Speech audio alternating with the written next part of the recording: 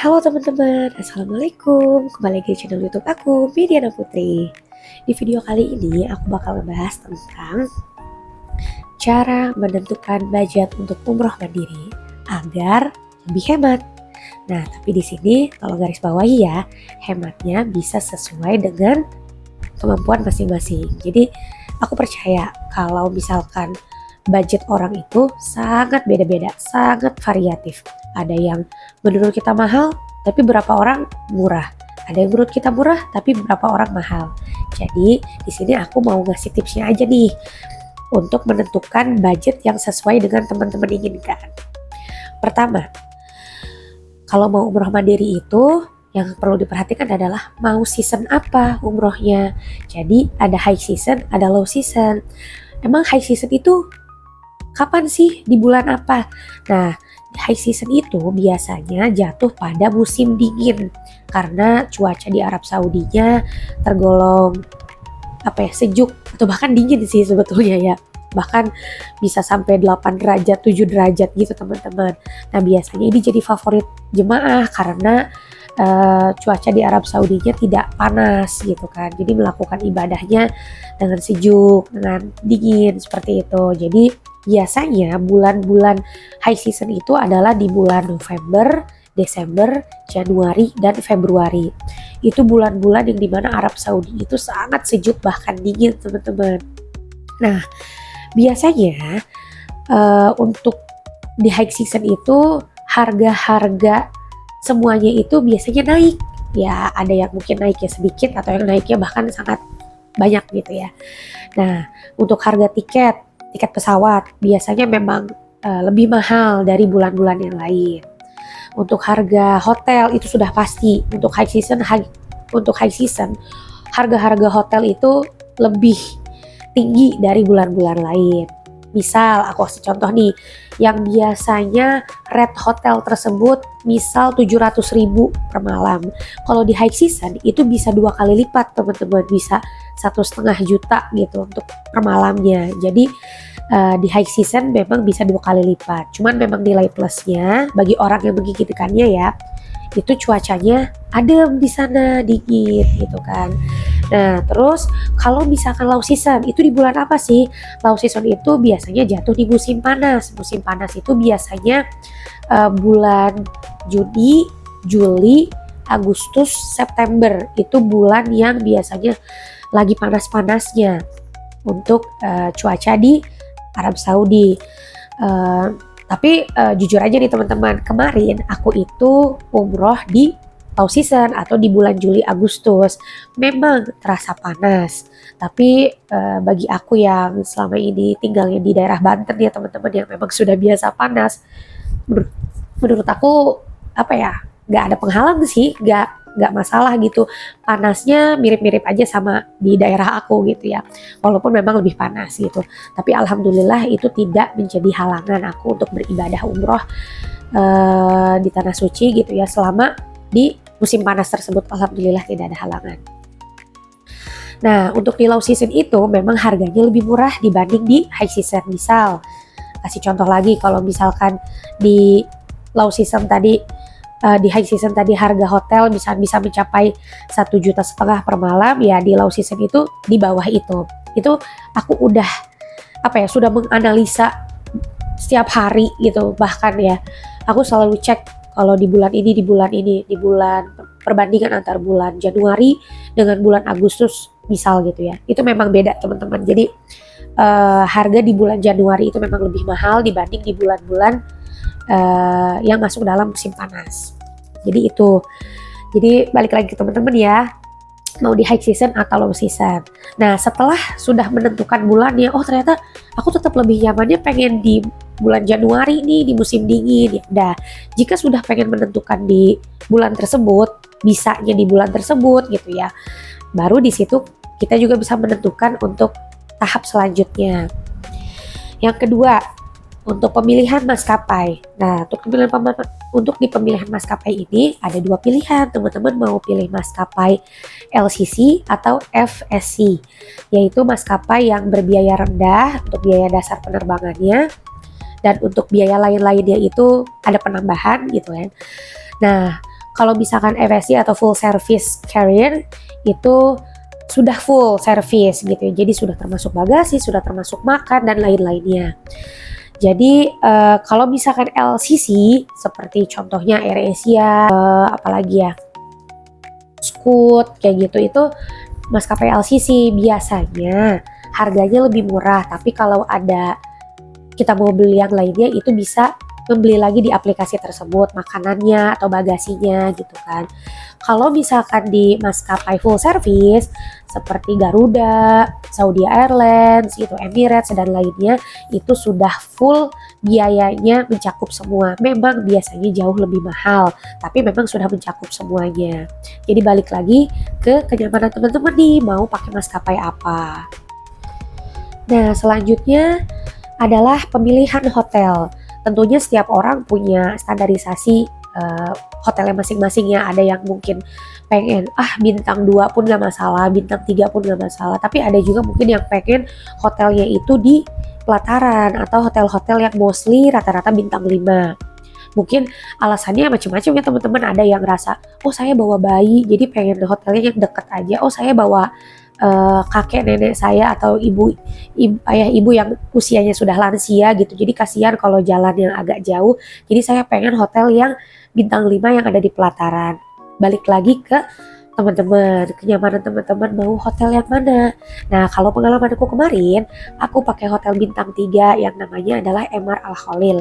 Itu ada di kawasan Miswalah, yaitu kawasan yang gak jauh sama area pelataran Masjidil Haram. Itu berjalan kaki sekitar 15 menit.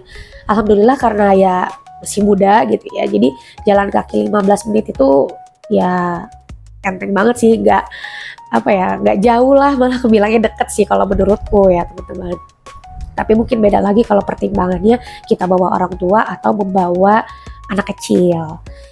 Nah, untuk hotel itu biasanya range-nya juga tergantung season lagi, yang seperti yang aku bilang. Kalau misalkan hotel bintang 5 misalkan di misal Pullman Zamzam yang biasanya kalau di low season itu harga per malamnya adalah 2 juta misal gitu ya.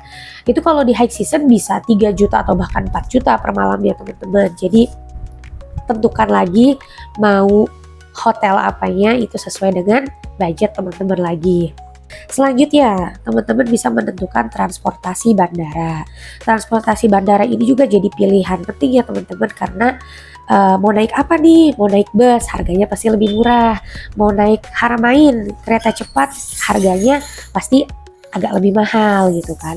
Atau mau sewa taksi atau sewa kendaraan karena ramean gitu kan. Nah, biasanya itu malah lebih hemat jika kita berangkatnya bareng dengan keluarga besar gitu ya. Itu biasanya lebih hemat malah menggunakan kendaraan travel gitu ya, atau taksi yang dipesan gitu ya. Tapi kalau misalkan memang tetap pengennya naik kereta cepat Haramain nih.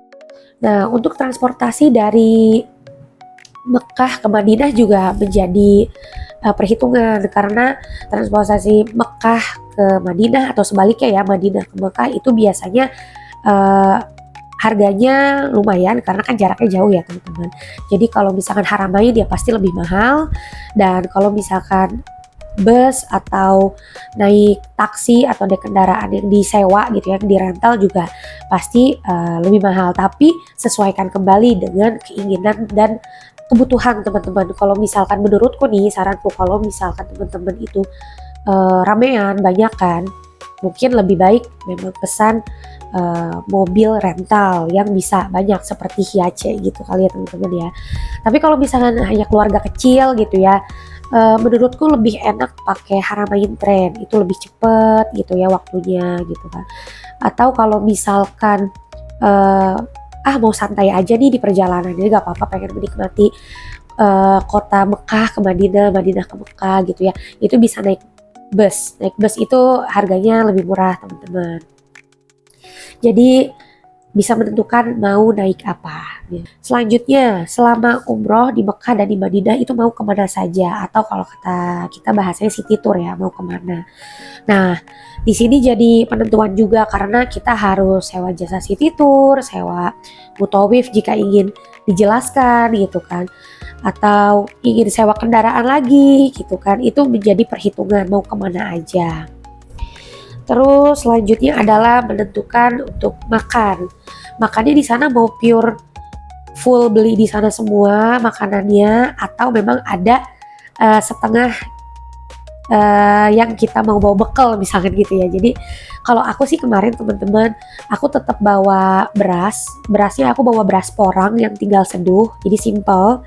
Terus bawa lauk-lauk kering kayak abon, terus apa ya, kering-kering gitu deh pokoknya teman-teman ya. Nah itu bisa apa ya, lumayan membuat kita sedikit berhemat sih teman-teman ya. Dan kalau kita lagi bosan juga sama makanan di Arab Saudi gitu. Dan untuk pilihan makanan juga kita bisa menentukan kembali sesuai dengan kemampuan dan keinginan teman-teman. Apakah pengen selalu makan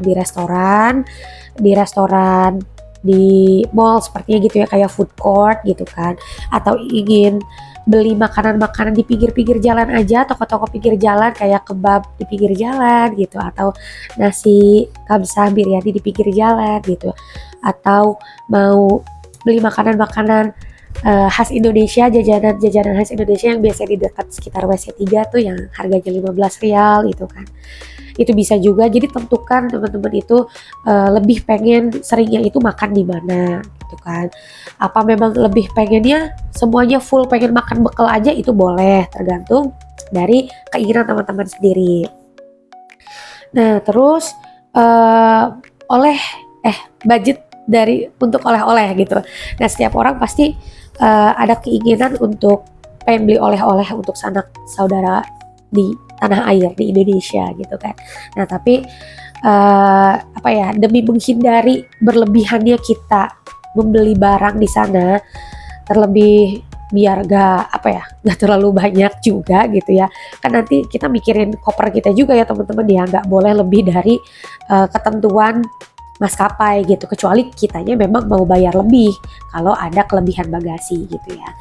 Jadi tentukan budget oleh-oleh ya. Nah terus yang terakhir adalah adanya negara transit atau tidak terakhir teman-teman. Kalau misalkan adanya negara transit dan teman-teman ternyata transitnya lama nih, dan emang ada keinginan untuk jalan-jalan di negara tersebut, misal kayak contohnya aku kemarin di Dubai, aku memang sengaja memilih maskapai pulang itu adalah Emirates karena aku pengen jalan-jalan di Dubai teman-teman, dan sengaja juga memilih jam transit yang panjang yaitu 24 jam, sehingga memang waktu transit tersebut aku pakai untuk full jalan-jalan seharian di Dubai.